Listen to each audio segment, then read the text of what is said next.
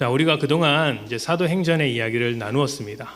이 사도행전은 아시는 것처럼 제자들의 이야기죠. 제자들이 얼마나 열심히 활동했는가에 대한 이야기라기보다는 주님께서 승천하신 뒤에 성령님께서 그들과 함께 하셔서 여전히 하나님과 동행하는 사람들은 어떠한 삶을 살아가는가에 관한 이야기라는 것을 우리가 사도행전 내내 살펴보았습니다. 주님께서 함께하고 계시진 않았지만 그 말씀 그대로, 그러니까 세상 끝날까지 너희와 함께 하겠다는 그 약속 그대로 성령님이 오셨고 성령님께서 그들과 함께 하시며 인도받는 인생을 살았다. 우리가 이 점을 사도행전을 통해서 살펴보았습니다. 그래서 그들이 예수님의 제자라고 했던 것이죠. 자, 오늘은 이 사도행전의 말씀을 마치고 이제 예레미야로 들어가야 하는데, 들어가기 전에 한 2주 정도 우리 2024년 주제 말씀을 함께 나누었으면 좋겠습니다. 시작하기 전에 우리 한번 이야기해 봅시다. 우리 주제가 뭐죠? 우리 큰 소리로 한번 이야기해 봅시다. 우리는 예수의 제자입니다. 시작.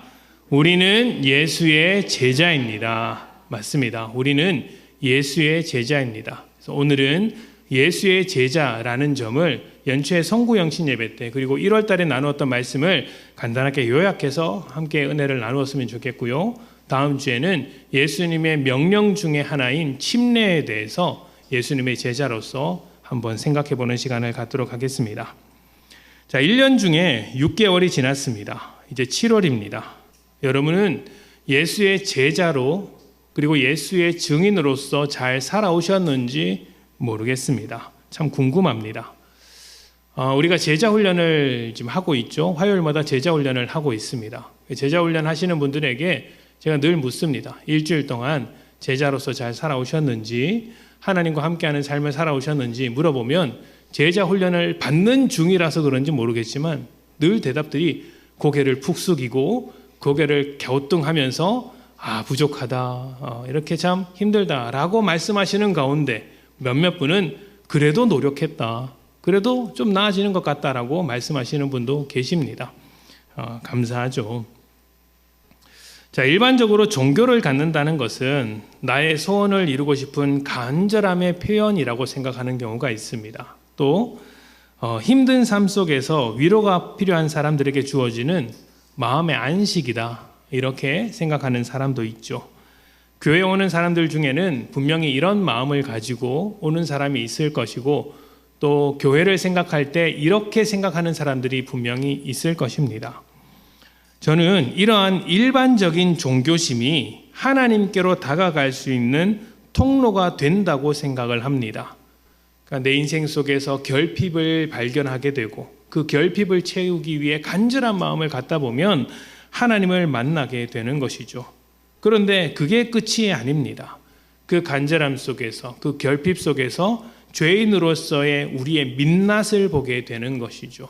단지 내가 부족한 것이 아니라 내 자신이 죄인이었구나라는 것을 발견하게 됩니다. 그리고 그때부터 예수님의 도움이 필요하고 은혜를 구하게 되고 주님을 나의 구주로 인정하는 자리까지 가게 됩니다. 예수님을 나의 구주로, 주인으로 인정하게 되면 삶이 달라지죠. 주님께서 말씀하신 대로 나의 제자로, 나의 증인으로 살라는 요구를 받습니다. 그리고 그 부르심에 응답하여 그때부터 자기를 부인하고 예수로 살아가는 인생이 됩니다. 그래서 일반적인 종교심은 믿음의 시작이나 통로가 될 수 있지만 목적이 될 수는 없습니다. 믿음의 목적은 구원받은 죄인이었지만 이제 구원받은 우리가 하나님의 뜻 가운데서 하나님 나라 백성으로 살아가는 것입니다. 자, 완벽한 삶, 정답과 같은 삶을 말하는 게 아닙니다. 너희가 예수님의 제자 되었기 때문에 너희는 이제 완벽해져야 한다, 정답을 살아야 한다, 이런 말씀을 드리는 게 아닙니다. 우리가 정답과 같은 삶을 살려고 하면 자꾸 거짓말을 하게 됩니다. 포장하게 됩니다.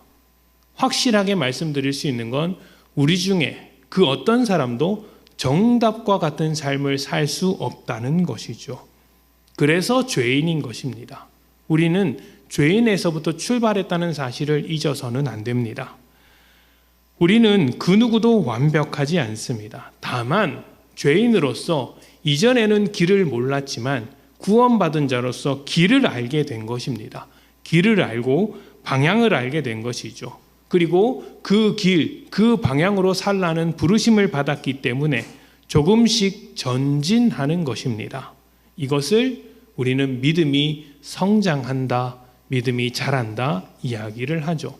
자라는 중에는 완성이 없습니다. 다 자라야 완성이죠.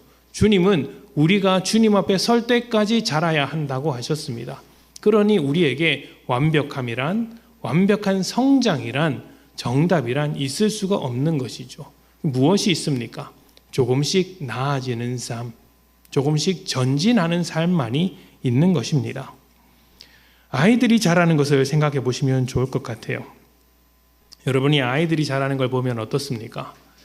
제가 아침에는 교육부 아이들과 예배를 드리고 이렇게 오후 11시에는 장년들과 예배를 드리는데 장년들과 우리 아이들의 결정적인 차이점이 있습니다. 무엇이냐면 아이들은 한 주가 다르게 자란다는 거예요. 그런데 여러분은 안 자랍니다. 키가 좀 주는 것 같기도 하고 조금 그런데 잘 모르겠습니다.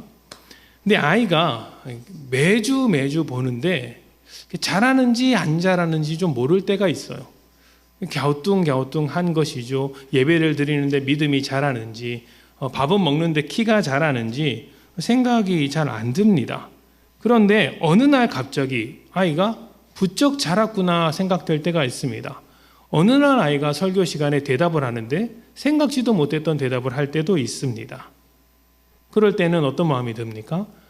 나는 몰랐지만 자라긴 했구나, 부쩍 자랐구나 하는 생각이 들죠.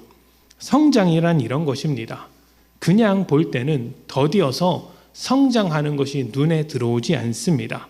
그러나 자랍니다. 그러나 시간이 흘러보면 자라 있습니다. 갑자기 자라면, 갑자기 확 크면 오히려 문제라고 하지 않습니까?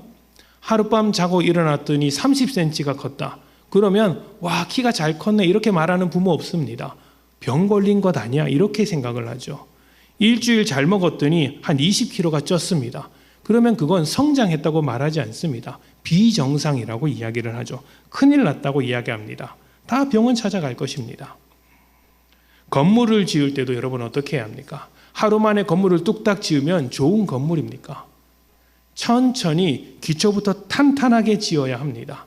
탄탄하게 지으려면 천천히 갈 수밖에 없죠. 급하면 탈이 납니다. 믿음도 그렇다는 거예요. 예수를 믿는 것은 한순간일 수 있습니다. 믿음은 한순간일 수 있죠. 그러나 믿음의 성장은 더딥니다. 천천히 갑니다. 왜 더딜까요? 하나님께서 우리를 강제로 다루지 않기 때문입니다. 그리고 우리의 작은 부분도 놓치지 않고 탄탄히 만들어 가시려고 하시는 것입니다. 잘 지어 가다가도 불쑥불쑥 우리의 어떤 모순과 잘못과 죄가 나오면 하나님께서 그것을 그냥 넘어가지 않고 내가 그것을 뜯어 고쳐야 되겠다라고 하시면서 때로는 우리의 믿음을 해체시켜서 다시 기초를 쌓으실 때도 있고 때로는 그 기초 위에 보강 공사를 하실 때도 있습니다. 탄탄히 만들려고 하시는 것이죠. 우리가 잘 믿는 것 같다가도 넘어지고 또 잘 믿는 것 같다가도 쓰러지는 이유가 바로 그 이유입니다. 하나님은 그 작은 부분도 놓치지 않겠다 말씀하시기 때문에 그런 것입니다. 그러니 여러분 넘어졌을 때, 쓰러졌을 때 어떻게 해야겠습니까? 주님 붙잡고 보강 공사를 해야 합니다. 기초부터 쌓아 나가면 됩니다. 더딜지언정 믿음의 성장을 위해서 한 걸음 더 떼야 하는 것이죠. 오늘은 2024년의 절반을 보내고 하반기를 시작하면서 처음 받았던 말씀을 한 번 더 기억해 보는 시간을 갖겠습니다. 자, 1월 첫 말씀에서 우리는 예수님의 제자는 무엇인가에 대한 이야기를 나누었습니다. 그때 카일 아이들먼 목사님의 팬인가 제자인가라는 책을 가지고 말씀을 나누었던 것을 기억하실 것입니다. 그곳에서 우리는 예수를 좋아하는 사람이 있었고 예수를 따르는 사람이 있었다라고 했습니다. 좋아하는 사람은 누구죠? 팬과 같이 열광하는 사람들이고, 예수를 따르는 사람은 누구입니까? 제자라고 이야기를 했습니다. 팬과 제자는 전혀 다른 사람들이죠. 여러분, 축구장이나 야구장에 가본 적이 있습니까? 아무래도 TV로 보는 것보다 훨씬 더 현장감이 있고 재미있습니다. 제가 처음 야구장에 갔을 때 그때의 그 기분을 잊지 못해요. 저는 이제 그런 건지 처음 알았어요. 야구장에 딱 들어갔을 때 그 탁 트여 있는 야구장이 굉장히 한 시야에 들어오면서 마음이 뻥 뚫리는 기분을 이제 받았습니다. 그때 제가 대전에 살 때였으니까 그 하나를 응원했겠죠. 이제 열심히 응원하는데 그 팀이 여러분 잘 아시겠지만 만년 꼴찌 팀입니다. 그래서 승리를 기대하지 않고 갔는데 그날 마침 이겼어요. 역전승을 했습니다. 그때 이제 사역자들이 같이 갔는데 평생 점잖게 앉아 계시던 담임 목사님께서 갑자기 두 손을 번쩍 들면서 괴성을 지르는 것입니다. 아, 저분도 뭔가 쌓인 게 많았구나 이런 생각이 좀 들었는데 그런 어떤 현장감이 굉장히 이제 막 가슴을 치고 좋아했습니다. 그러니까 스포츠를 좋아하는 사람일수록 어디 갑니까? 경기장에 찾아가는 거예요. 찾아가서 느끼는 그 어떤 재미를 TV에서는 느낄 수가 없다고 합니다. 그리고 찾아가서 특별히 자기가 응원하는 팀과 선수를 열심히 이제 열광하고 이제 응원합니다. 이런 사람들을 우리가 팬이라고 하죠. 찾아가서 열광적으로 그 팀을, 선수를 응원하고 유니폼을 사고 마치 같이 뛰는 것처럼, 같이 뛰진 않지만 그렇게 그 사람을 통해서 응원합니다. 팬은 응원하고 열광합니다. 그러나 직접 경기를 뛰지는 않습니다. 응원만 하죠. 그리고 그 사람이 경기를 뛰는 것, 선수가 경기를 뛰는 것을 보고 즐깁니다. 만족감을 찾죠. 그러다가 그 팀이나 선수가 실망감을 주면 어떻게 합니까? 때로는 비난하고, 때로는 다른 팀을 찾고, 때로는 다른 선수를 응원하기도 합니다. 무엇이 중요하다는 것입니까? 그 선수나 팀보다 내 만족이 중요하다는 것입니다. 내가 그 팀이나 선수에게서 만족감을 찾을 수 있다면 열광을 하고, 그렇지 않으면 얼마든지 바꿀 수 있다는 것이죠. 팬은 이런 사람들입니다. 내게 만족감을 주는 사람에게만 열광을 하고, 그렇지 않으면 얼마든지 돌아설 수 있는 사람, 내 만족감을 위해서 팬의 역할을 자처한다는 것이죠. 예수님 주변에는 이렇게 열광적인 팬들이 많이 있었습니다. 그들은 예수님께서 자기들이 원하는 것을 주실 것이라고 생각했습니다. 그러니 더 열광했겠죠. 어떤 사람은 먹을 것을 주시는 예수님에게 열광을 했습니다. 또 어떤 사람은 귀신을 쫓아내고 병을 고치는 능력에 열광을 했습니다. 또 어떤 사람은 죽은 자도 살리는 능력을 보고 열광했습니다. 또 어떤 사람은 그렇게 열광하는 사람을 보니 예수님께서 분명히 무엇인가 역사를 이룰 것이다. 지금 정권을 몰아내고 새로운 정권을 만들어낼 것이다. 이렇게 생각을 하면서 나라를 세우실 예수님에 대해서 열광을 했습니다. 모든 사람들이 예수님에게서 만족할 만한 어떤 것을 얻을 수 있을 것이라고 생각하면서 따라다녔던 것이죠. 모두 팬입니다. 근데 이들이 어떻게 했습니까? 십자가 앞에서 예수를 버렸습니다. 여러분은 팬입니까? 아니면 제자입니까? 예수님을 어떻게 생각하고 있습니까? 예수님을 생각할 때 좋아하기는 하지만 그 좋아하는 것이 예수님을 통해 간절한 것이 이루어지기를 바라는 것뿐인 것은 아닙니까? 예수님을 통해서 만족감을 얻고 싶은 것은 아닙니까? 만약 그렇다면 여러분은 실망감을 감추지 못해 등 돌리는 팬과 같이 언젠가 십자가를 요구받을 때 여러분의 기대감이 더 이상 채워지지 않는 자리로 끌려갔을 때 여러분은 예수님께 등을 돌릴 수 있습니다. 놀라지 마십시오. 그렇게 등을 돌린 사람 중에는 가룟 유다도 있었습니다. 예수의 제자는 팬과는 다른 사람들입니다. 팬은 예수님을 통해 내가 얻고 싶은 것을 얻고 만족하기를 바란다면 제자는 예수님이 만족입니다. 예수님을 통해서 만족을 얻는 것이 아니라 예수님이 나의 만족입니다. 기대했던 것들이 무너지고 원했던 삶을 사는 것이 아닐지라도 그 속에서 예수님을 쫓아 이전에는 알 수 없었던 영적이고 새로운 만족을 찾아가는 사람들이라는 것이죠.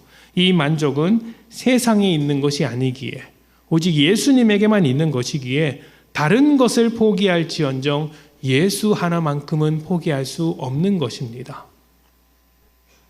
우리는 예수님의 제자로 부름받았습니다. 팬으로 부름받은 것이 아닙니다. 응원하라고 부름받은 것이 아니라 따르라고 제자로 부름받았습니다. 그렇다면 제자는 어떤 사람이어야 하겠습니까? 단순히 경기장 밖에서 멀리서 응원하는 사람이 아니라 예수님께서 뛰실 때 옆에서 같이 뛰어야 하는 사람이 되지 않겠습니까? 선수와 같이 필드에서 함께 움직이는 사람이 되어야죠. 때로는 넘어지고 부딪히고 경고를 받기까지 열심히 경기에 임하는 사람이 되어야 합니다. 그렇게 부름받은 것이 우리들이에요. 이렇게 선수처럼 뛰어다녀야 할 제자들을 예수님께서는 이런 사람들이라고 말씀하셨어요. 그것이 오늘 말씀입니다. 마태복음 16장 24절 우리 함께 읽어보겠습니다. 시작. 이에 예수께서 제자들에게 이르시되 나를 따라오려거든 자기를 부인하고 자기 십자가를 지고 나를 따를 것이니라. 아멘. 자, 이 말씀에서 누구든지라고 말씀하셨어요. 누구든지 나를 따라오려거든. 누구든지. 그러니까 누구나 복음의 대상이고 구원의 대상이고 예수님과 특별한 관계로 초대된 대상이라는 것이죠. 신분과 자격을 막론하고 누구든지 예수님의 제자가 될 수 있습니다. 그리고 예수님의 제자가 된 사람은 그 누구도 예외 없이 누구든지 그 누구도 예외 없이 지금 이 말씀을 들어야 합니다. 제자라면 자기를 부인하고 자기 십자가를 지라. 이 말씀을 들어야죠. 먼저 자기를 부인하라는 이 말씀은 자기 만족을 추구해왔던 삶을 부인하라는 것입니다. 그러니까 이제 너희는 팬의 입장이 아니다. 필드에서 뛰는 사람이다. 이것을 인정하라는 것이죠. 팬으로서 누렸던 모든 권리를 이제 부정해라. 부인해라. 거절하라는 것입니다. 내 만족을 놓고 살아왔던 삶을 부인해라. 자기 만족을 멈추라는 것입니다. 자기 만족을 멈추는 삶이 무엇입니까? 더 이상 만족하면 안 된다는 이야기입니까? 그것이 아니라 본질적으로 이런 이야기입니다. 내가 내 삶의 중심이 되는 것을 멈추라는 거예요. 내가 내 삶의 중심이 되어서 내가 주인 되는 삶을 이제 멈추라는 이야기입니다. 그것이 자기를 부인하라, 자기 만족을 멈춰라는 이야기죠. 예전에 여러분, 교회 쇼핑이라는 말이 있었습니다. 교회 쇼핑, 그리고 그렇게 쇼핑하는 사람들을 쇼퍼라고 했습니다. 교회를 정하지 않고 이리저리 옮겨 다니면서 교회를 판단하는 사람들을 이야기했어요. 물론 여러분, 이제 어떤 지역에 이사를 가거나 어떤 사정에 의해서 처음에는 교회를 좀 찾아다닐 수 있습니다. 찾아다닐 수 있어요. 신중하게 생각하고 결정해야죠. 교회 쇼핑은 이런 사람들을 말씀드리는 게 아닙니다. 그러니까 어떤 사람들이냐면 마트에서 물건을 고르듯이 나를 기준으로 교회를 판단하는 사람들, 마트에서 물건을 고르듯이 교회를 고르는 사람들을 말하는 것이에요. 미국의 오크리지 교회 브라이언 목사님은 교회 쇼핑을 하는 사람들을 이제 살펴본 뒤에 그들의 공통적인 특징이 있었다라고 이야기를 합니다. 실제적으로 이렇게 했다라고 이야기하는데요. 첫 번째는 이런 이제 판단을 했다고요. 첫 번째는 교회의 음악이 괜찮은지 살핀다고 합니다. 그러니까 찬양을 얼마나 멋지게 하는지 이런 것을 보는 것이겠죠. 왜 찬양을 보고 음악을 볼까요? 그 교회가 가장 화려하게 보여줄 수 있는 것들이기 때문이에요. 여러분, 큰 교회 보면 이제 큰 교회가 잘못되었다는 것이 아니라 큰 교회 보면 예배를 조금 더 극적으로 보여주기 위해서 때로는 조명을 사용하기도 하고 때로는 음악을 조금 더 과장해서 사용하는 경우도 있습니다. 은혜를 더 이제 풍성하게 누리기 위해서 그런 장치들을 사용하는 것이죠. 이것은 보조 장치이죠. 본질이 아니죠. 근데 사람들은 교회 쇼핑을 하는 사람들은 그걸 먼저 찾는다는 것입니다. 두 번째는 무엇일까요? 자기들이 원하는 부서나 프로그램이 있는지를 살핍니다. 부서나 프로그램이 있는지 없는지를 살핍니다. 세 번째는 무엇일까요? 말씀을 찾습니다. 어떤 말씀일까요? 자기 입맛에 맞는 말씀이 있는지를 살펴본다는 거예요. 근데 여러분, 이게 좀 어렵습니다. 왜냐하면 대부분의 성도님들이 이렇게 교회를 찾기 때문이에요.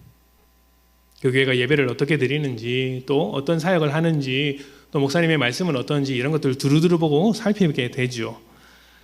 그런데 그렇게 살피는 것과 달리 한 가지 확실한 특징이 하나 더 있는데, 이 모든 것을 자기 만족을 따라서 선택한다는 거예요. 자기 만족을 우선하여서 선택한다는 것이죠. 교회 음악도 내 마음에 들어야 하고 부서도 내 마음에 들어야 합니다. 말씀도 내 마음에 들어야죠. 그런데 여러분, 살다 보면 어떻습니까? 내 마음에 딱 맞는 게 있습니까? 없어요. 없습니다. 괜찮다가도 살다 보면 안 맞는 것 투성 아닙니까? 그러면 그 교회 쇼핑하는 사람들은 그 교회를 나옵니다. 하나님께서 나를 이 교회에서 신앙생활하게 하셨구나라는 생각을 갖는 게 아니고 그냥 나옵니다. 그리고 또 어떻게 합니까? 또 다른 교회를 찾아다니는 겁니다. 이때 교회를 쇼핑하는 사람들은 불평하기 시작해요. 비판하기 시작합니다. 이 교회는 이게 문제야. 이 교회는 이래서 안 돼. 라는 비판과 불평을 합니다. 무엇으로 비판합니까? 내 만족을 기준으로 비판하는 거예요. 더 심각한 문제가 발생하기도 하는데, 이런 비판과 불평을 믿지 않는 사람들 앞에서도 서슴없이 한다는 것입니다. 왜 믿지 않는 사람들 앞에서 하는지 아십니까? 믿는 사람들 앞에서 했다가는 동의를 얻지 못하거든요. 믿지 않는 사람들은 동의를 해주거든요. 그렇게 믿지 않는 사람들 앞에서도 비판과 불평을 서슴없이 하는데, 저는 묻고 싶습니다. 그분들에게는 복음이 그렇게 중요한 것이 아닙니까? 자기가 그렇게 비판하고 불평하는 것들이 복음을 가로막는 것이 되지는 않을까요? 여러분, 저는 그 말씀을 대단히 중요하게 생각하는 목사입니다. 그런데 제가 정말 중요하게 생각을 합니다. 그리고 말씀이 가지고 있는 그 의미, 내용을 여러분에게 잘 전달하는 것이 저에게 있어서 가장 중요한 사명이라고 믿고 있습니다. 그런데 제가 전하는 말씀이 여러분을 변화시킬 수 있다고는 생각하지 않습니다. 저는 하나님께로 부름받아서 말씀을 가장 정확하게 하나님의 말씀을 깊이 있게 여러분에게 전달하는 소명을 받았지만, 그렇다고 제가 전하는 말씀이 여러분의 삶을 변화시킬 수 있다고는 생각하지 않아요. 오해하지 마십시오. 여기서 핵심은 제가 전하는 말씀이에요.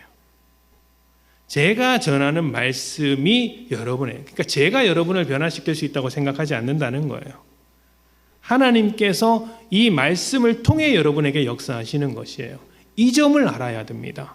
그래서 여러분, 목사가 바뀌어도 문제가 없는 거예요. 바뀐다는 이야기는 아니고 이 자리에 성도님들이 감동을 받아서 설교를 해도 하나님께서 그 성도님을 통해서 얼마든지 은혜를 주실 수 있다는 겁니다. 여러분, 모세가 홍해에서 지팡이를 들고 홍해를 갈랐죠? 모세가 누가 갈랐습니까? 지팡이가 갈랐습니까? 모세가 갈랐습니까? 하나님이 가르지 않았습니까? 하나님께서 모세가 든 지팡이를 통해 바닷길을 여신 것이죠. 설교도 그것과 같습니다. 그래서 사실 여러분, 우리는 이런 스타일의 교회가 좋다, 나쁘다 하는 말을 멈춰야 합니다. 이런 스타일의 설교가 좋고 나쁘다 하는 것을 멈춰야 합니다. 이런 게 어쩌면 다 쇼핑하는 거예요. 쇼핑하는 거예요. 제가 요즘 고민하는 게 있어요. 뭐냐면 유튜브에 라이브로 예배 올리는 것을 멈춰야 하나라는 고민이 있습니다. 조회수가 제로인데 이것을 해야 되나 말아야 되나 이런 고민도 있지만 그것보다 더 큰 고민이 제가 한 명이 나와도 얼마든지 기쁨으로 할 수 있어요. 그런데 우리의 예배 시간은 1시간이 넘어가잖아요. 오늘도 놀랍게도 여러분 설교가 절반도 안 끝났어요. 그래서 좀 더 길어질 것 같은데 그 유튜브에 보면 기록 시간이 다 나와요. 근데 예배 시간이 1시간인데 그것을 보는 사람들이 가끔 있는데 보는 시간이 15분, 20분이에요.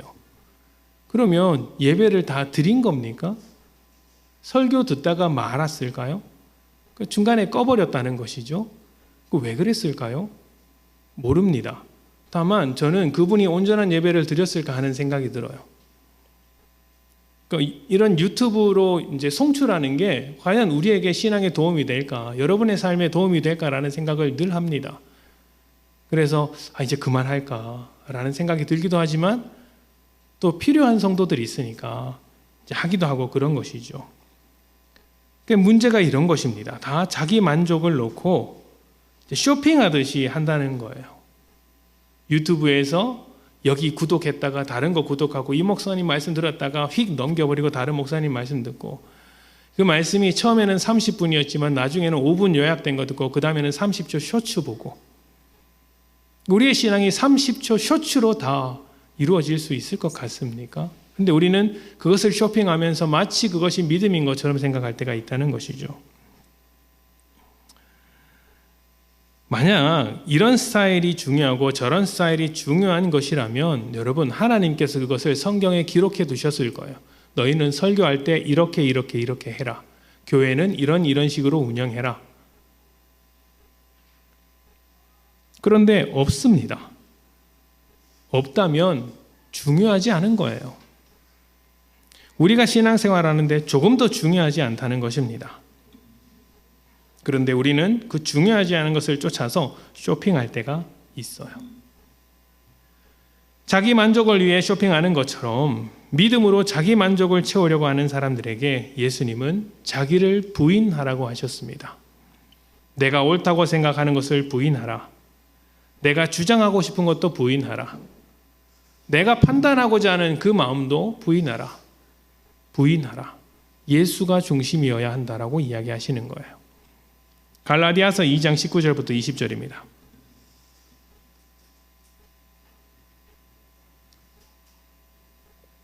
갈라디아서 2장 19절부터 20절. 우리 함께 봉독하겠습니다. 시작. 내가 율법으로 말미암아 율법에 대하여 죽었나니 이는 하나님에 대하여 살려 함이라. 내가 그리스도와 함께 십자가에 못 박혔나니 그런즉 이제는 내가 사는 것이 아니요 오직 내 안에 그리스도께서 사시는 것이라. 이제 내가 육체 가운데 사는 것은 나를 사랑하사 나를 위하여 자기 자신을 버리신 하나님의 아들을 믿는 믿음 안에서 사는 것이라. 자, 아멘. 우리가 20절 말씀은 잘 알고 있죠. 19절 말씀은 잘 몰라요. 율법으로 사는 것은 이런 것입니다. 자기의 옳음을 따르며 살아가는 것. 자기의 의로움을 주장하면서 살아가는 것입니다. 율법을 통해서 내가 옳다는 것을 증명하면서 살아간다는 것이죠.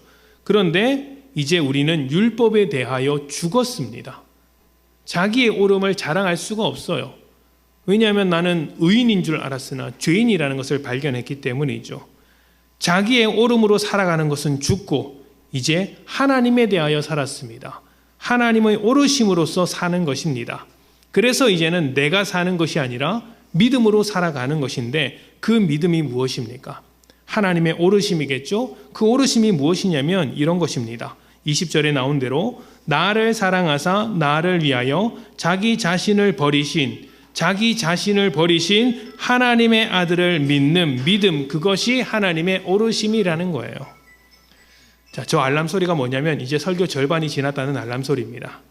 자, 자기 자신을 버리신 하나님의 아들을 믿는 믿음이라고 합니다. 왜 자기 자신을 버린다는 이야기가 굳이 이 자리에서 나왔을까요?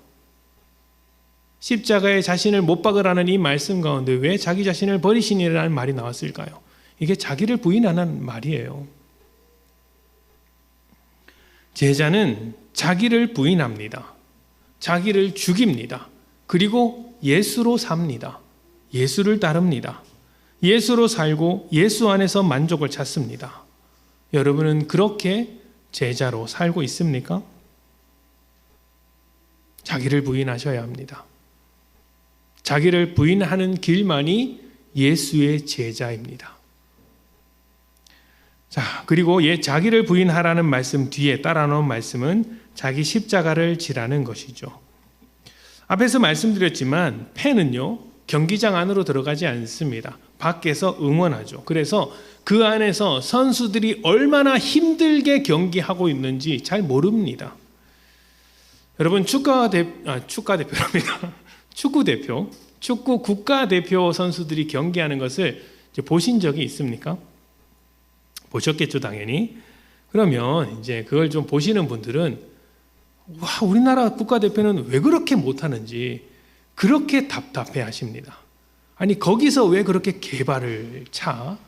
아니 거기서 그렇게 하면 어떻게 라고 온갖 훈수를 두시죠. 비판하는 사람들이 많습니다. 그런데 축구 선수를 해본 사람들은 절대로 비판하지 않습니다.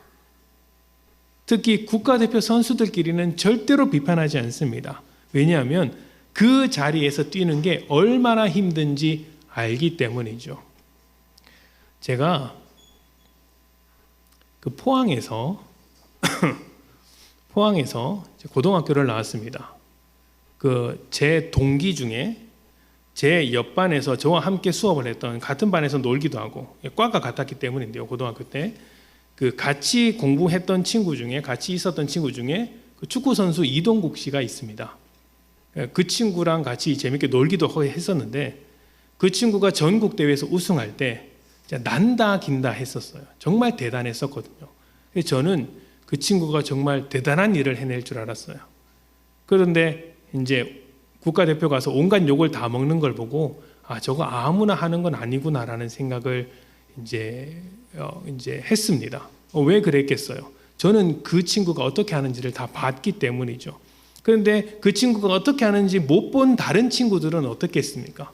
온갖 욕을 다 하는 거예요. 아는 사람은, 경기를 뛰어본 사람은 절대 비판하지 않죠. 얼마나 힘든지 알기 때문입니다. 예수님을 열광했던 팬들은 십자가 앞에서 다 도망갔습니다.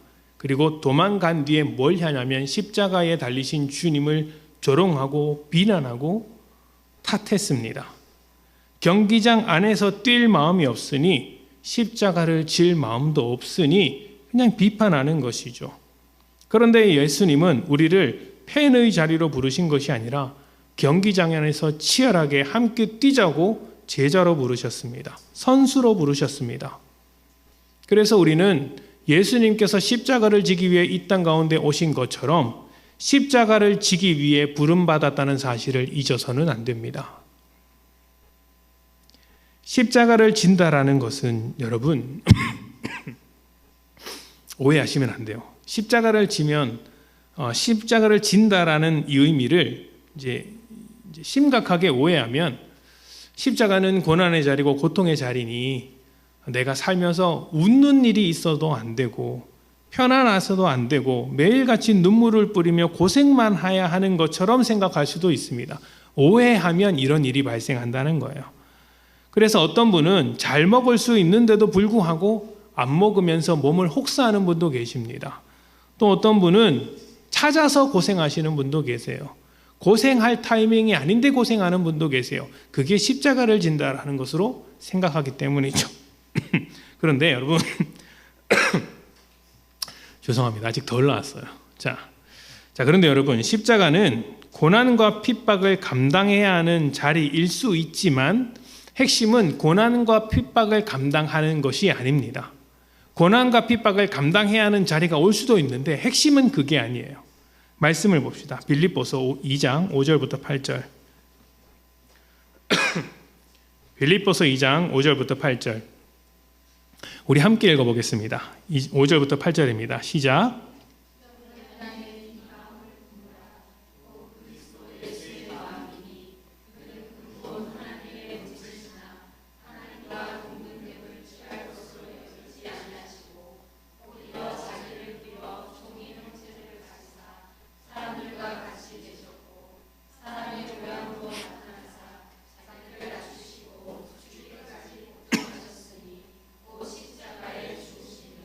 아멘. 죽기까지 복종하셨으니 곧 십자가에 죽으심이라.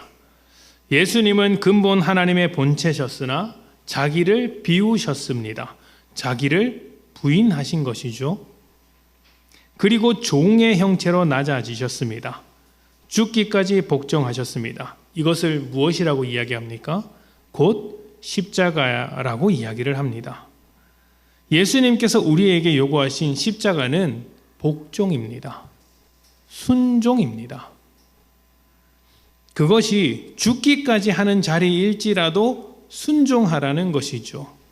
지금까지 너는 너의 삶을 위해 네가 원하는 것을 쫓아왔고 너만의 기준으로 모든 것을 판단해왔다. 그러나 이제는 너의 기준이 아니라 네가 원하는 것이 아니라 너의 주인된 내가 원하는 것으로, 예수가 원하는 것으로 살아라. 예수가 원하는 대로 가라. 예수가 원하는 것을 추구하라. 이 말씀 앞에서 알겠습니다. 그렇게 하겠습니다 하는 것이 제자라는 것입니다.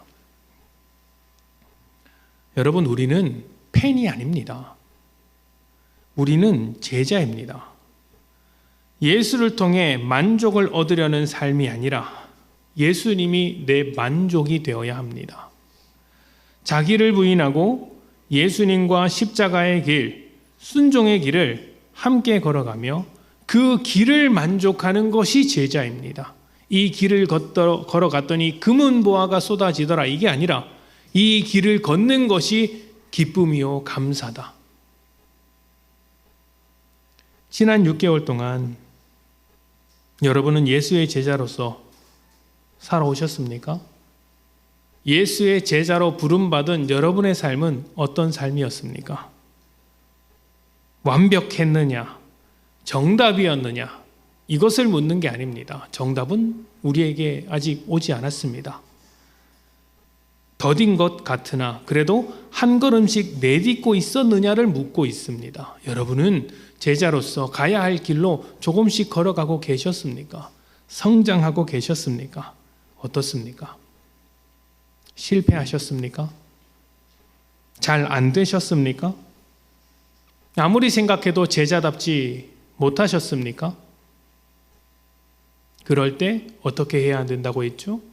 주님 바라보면서 보강공사를 해야 한다고 말씀을 드렸죠? 요한복음을 봅시다.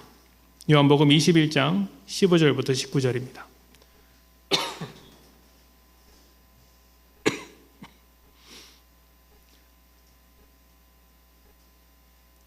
어떻게 보강공사를 하는지 보도록 합시다. 21장 15절부터 19절.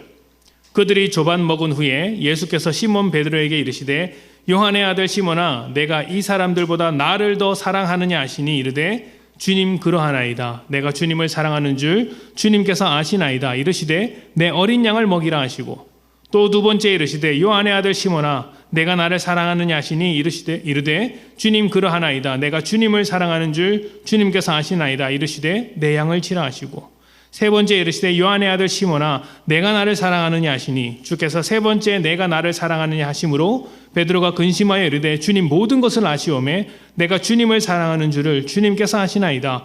예수께서 이르시되 내 양을 먹이라. 내가 진실로 진실로 내게 이르노니 내가 젊어서는 스스로 띠띠고 원하는 곳으로 다녔거니와 늙어서는 내 팔을 벌리리니 남이 내게 띠띠우고 원하지 아니하는 곳으로 데려가리라. 이 말씀을 하심은 베드로가 어떠한 죽음으로 하나님께 영광을 돌릴 것을 가리키심이로라. 이 말씀을 하시고 베드로에게 이르시되 나를 따르라 하시니. 아멘. 베드로가 예수님을 부인하고 도망친 다음에 다시 예수님께서 베드로를 찾아오셨습니다. 제자로서 부름받았으나 실패한 베드로에게 찾아오신 주님은 보강공사를 하기 시작했습니다. 어떤 것을 보강공사하셨죠? 사랑의 관계를 다시 만드셨어요. 네가 나를 사랑하느냐? 네가 나를 사랑하느냐? 네가 나를 사랑하느냐? 예, 주님. 주님께서 아십니다. 그러자 뭐라고 하십니까?